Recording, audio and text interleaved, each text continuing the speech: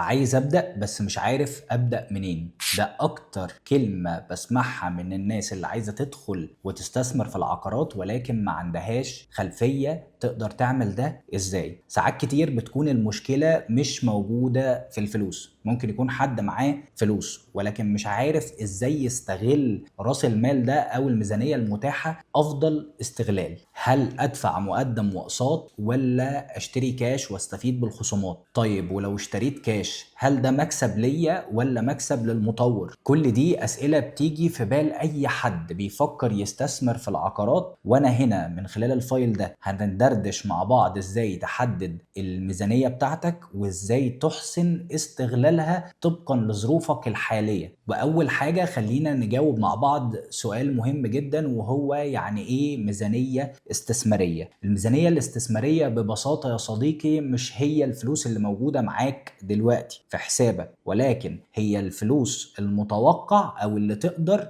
أو اللي تنوي تستخدمها في استثمارك العقاري. يعني سين من الناس عنده القدرة دلوقتي يدفع مليون جنيه وعنده مقدرة يدفع شهريا 50,000 جنيه لمدة 10 سنين، فهو ميزانيته النهاردة 600,000 جنيه في 10 سنين اللي هم ال 50,000 جنيه شهريا. يعني بنتكلم في 6 مليون جنيه زائد المليون جنيه اللي في الأول، يعني بنتكلم في عقار ثمنه تقريبا 7 مليون جنيه على 10 سنين. وخلينا نتكلم في الموضوع ببساطة ونقول إن أول حاجة علشان تحدد الميزانية الاستثمارية المتاحة هي إن أنت تشوف وضع الكاش اللي موجود معاك والسيولة النقدية المتاحة دلوقتي، وكمان الفلوس اللي ممكن تدخل لك خلال الفترة الجاية. وكمان لو عندنا دخل ثابت أو عندنا مبلغ بيجي لنا كل فترة، هل أقدر أقتطع منه جزء للاستثمار ده ولا لأ؟ وآخر حاجة في الجزء ده، هل في أصول ممكن أبيعها بعد فترة زي عربية، زي عقار قديم، زي حاجة أقدر أسيلها زي ذهب، زي شهادات، أيا كان الحاجة دي، ولكن أنا بعد فترة عندي القدرة إن أنا أقدر أحط فلوس معينة في العقار اللي أنا اشتريته. وخليني في الجزء ده أقول لك تنبيه مهم جدا، وهو إن في فرق كبير بين اللي أنت بتمتلكه واللي أنت تقدر تستثمره وتدخل بيه في حاجة جديدة. لأن الميزانية ما ينفعش نحط فيها المبلغ اللي احنا معانا كامل، لازم نسيب وقت أو مبلغ لمصاريف المعيشة ومبلغ للطوارئ ومبلغ لو عندي أقساط أو التزامات تانية، لازم أكون عامل حسابي على كل التفاصيل. طيب السؤال دلوقتي إزاي أقدر أحسب الفلوس المتاحة فعليا؟ أول حاجة احسب السيولة الكاش اللي موجودة معاك، وكمان احسب الفلوس اللي ممكن تكون متوفرة من شهر ل6 شهور جايين. تاني خطوة احسب مصادر الدخل الثابت زي مرتب شهري أو دخل من تجارة أو دخل من أصول قديمة موجودة عندنا أو دخل من أي حاجة بتعمل لك دخل. الخطوة رقم 3 هي إن أنا أستبعد الالتزامات الشهرية. أنا مثلا بيدخل لي 100,000 جنيه بصرف منهم التزامات أساسية عليا 40,000 جنيه، يبقى إذن أنا هحسب على 60,000 جنيه ومش هاخدهم كلهم لأن أكيد عندي التزامات تانية. لازم تطلع الرقم الصافي اللي تقدر ان انت تبدأ بيه، ومش لازم يكون كبير، المهم ان انت تكون صادق وحابب تبدأ وحابب تفكر ازاي تستغل الميزانية دي احسن استغلال. والسؤال اللي بيجي على بال اغلب الناس دلوقتي هي ايه النسب الآمنة لتوزيع الميزانية؟ السؤال ده مهم جدا وانا عايزك تركز معايا علشان اوضح لك او اقول لك ان مفيش نسبة واضحة، النسب بتكون مرنة. المهم ان انت ما تستهلكش كل الميزانية اللي معاك مرة واحدة وتسيب نفسك من غير اي مبلغ للطوارئ، ولكن احنا هنا لو معانا مبلغ معين بنحاول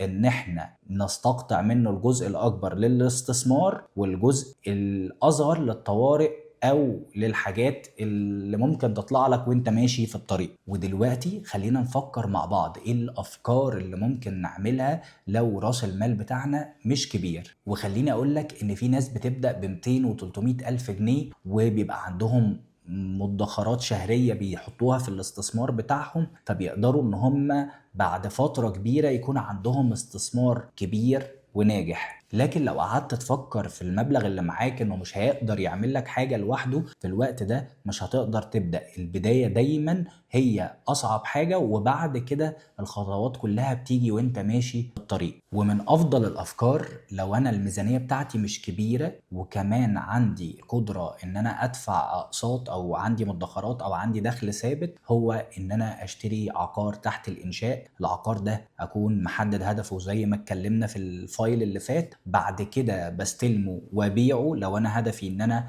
اكبر راس المال بتاعي، او بعد ما استلمه ااجره فيبقى مصدر دخل اضافي ليا. الطريقة دي نجحت مع ناس كتير، ولكن بتبقى عايزة حسن الاختيار من البداية. والسؤال المهم دلوقتي وانا بحدد الميزانية بتاعتي هو ازاي افكر بعقلية المستثمر مش بعقلية الشخص العادي. والقاعدة هنا دايما بتقول ان العقلية اهم من الفلوس، لان في ناس بيبقى معاها نفس راس المال وتقابلهم بعد 10 سنين تلاقي حد كبر راس المال وحد تاني خسر راس المال. فخلينا نفكر بعقلية المستثمر. ومن اهم الحاجات اللي بيدور عليها المستثمر وهو بيشتري عقار انه مش بس بيبص على السعر، ولكن بيبص على العائد على الاستثمار او الار او اي بتاع العقار. لان ممكن الاقي عقار كبير والار او اي بتاعه صغير، وممكن الاقي عقار مش غالي والار او اي بتاعه اكتر من ممتاز. فهنا بنبص للعقار كأداة للاستثمار، وبنبص على العائد من الاستثمار ده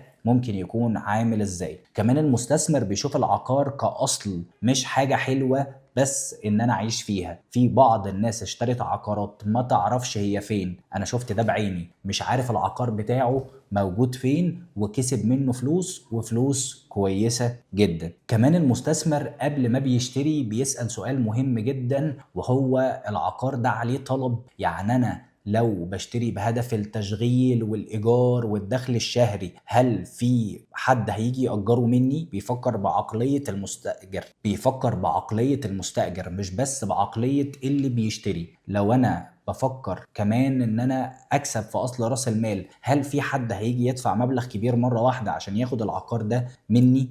دايما بيسأل على الطلب اللي موجود على النوع ده من العقارات. وكمان المستثمر بيحسب كل تفصيلة من أول سعر المتر لحد معدلات التشغيل ونسب التشغيل في المستقبل هيبقى شكلها عامل إزاي. بيبقى حاسب وعنده تصور لمعظم التفاصيل علشان ما يتفاجئش في المستقبل. ولو فكرنا في ملخص للفايل ده مع بعض، خلينا نفتكر النقط اللي اتكلمنا فيها، وهي حدد ميزانيتك الفعلية، مش بس كل الفلوس اللي معاك، لا الفلوس اللي انت تقدر تستخدمها في الاستثمار. وبعد كده حتى لو راس المال ده مش كبير، فكر ازاي تستخدمه افضل استخدام. واول ما احدد الميزانية دي لازم افكر بعقلية المستثمر علشان اقدر احسن استخدام الميزانية دي، واسأل نفسي دايما كذا سؤال زي العائد والمخاطرة والمجهود والمرونة. الاسئلة دي لو سألتها بشكل مظبوط وجاوبت عليها بنفسي بشكل مظبوط، هقدر اختار العقار المناسب بعد ما احدد الميزانية المناسبة. وخلينا نكمل مع بعض واشوفك في الفايل الجاي. وقبل ما نخلص الفيديو خليني اقول لك كلمتين مهمين جدا. اولا، اللي انت شفته دلوقتي ده جزء من كورس كامل اسمه العقارات لغير العقاريين. الكورس معمول مخصوص علشانك، علشان لو كنت عايز تاخد الخطوة الجاية بوعي، او كنت لسه في البداية وما عندكش اي معلومة وعايز تستثمر في العقارات. ولو دي اول مرة تشوفني ما تنساش تعمل لايك وفولو والحاجات اللي من النوع ده علشان نتابع مع بعض وتشوفني تاني. وكمان تشارك المعلومة دي مع اكتر حد محتاجها، علشان نجاح الكورس ده هو ان يشوفوا اكبر عدد من الناس. وده لو مهتمين ان هم يمتلكوا عقار قريب سواء بغرض السكن او الاستثمار. وكمان علشان تستفيد من الكورس ده اكبر استفادة، بنصحك انك تشوف الفيديوهات من الاول وبالترتيب، لان كل جزء فيه بيكمل الجزء اللي قبله، ومعمول بتسلسل يخليك تطلع افضل نسخة منك بتمتلك وعي عقاري حقيقي. الكورس مجاني بالكامل، وده لأن هدفه من البداية هو المنفعة العامة للجميع. وإني أشاركك سنين من الخبرة وخلاصة تجارب حقيقية، مش مجرد كلام نظري. لكن الأدوات والاستراتيجيات اللي موجودة في الكورس ساعدتني وساعدت عملاء كتير إن هم يحققوا أهدافهم العقارية. فأهم نصيحة ممكن أقولها لك دلوقتي هي إن المعلومات لوحدها مش كفاية، والتنفيذ والتجربة العملية وإنك تبدأ تاخد خطوة بنفسك دي أهم حاجة دلوقتي. وده لأن الفرق الحقيقي في القدرة على التنفيذ وإزاي تجرب المعلومة وتطبقها بنفسك وتعيد تجربتها تاني بدون ما تيأس. بنصحك كمان خد نوتس وسجل الملاحظات بتاعتك، وارجع تاني عيد الجزء اللي محتاج تفهمه وتركز في تفاصيله والنقطة اللي انت واقف عندها لو محتاج تأكد على المعلومة. وكمان اسأل وتناقش مع مستثمرين تانيين أو حتى اطلب استشارة لو محتاج مساعدتنا.